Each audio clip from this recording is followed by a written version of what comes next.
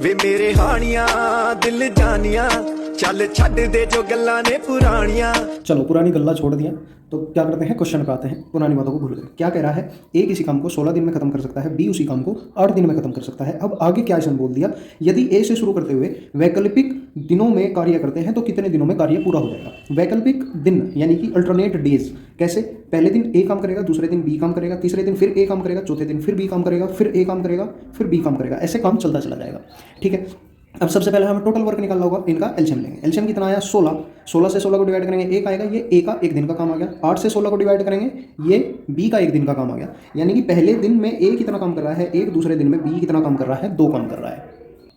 तो एक पेयर काम कितना कर रहा है, एक पेयर काम कर रहा है 3, और हमें काम कराना कितना है, 16 काम कराना है। अब 3 से जब मैं 16 की तरफ चलता हूँ, 3 का पहाड़ा पढ़ता हूँ, तो 3 × 5 कितना होता है, 15 होता है।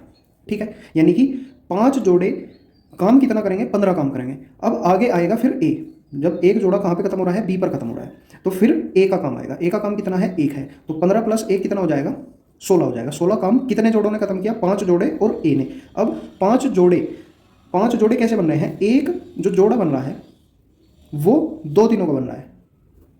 ठीक है, तो 5 जोड़े कितने दिन हो जाएंगे, 5 जोड़े कितने दिन हो जाएंगे, 10 दिन हो जाएंगे। ठीक है, अब 10 + ए ने एक दिन और काम किया है, 10 + 1 = कितना हो जाएगा, 11 हो जाएगा। यानी कि ये जो टोटल काम है ये 11 दिनों में कंप्लीट हो जाएगा।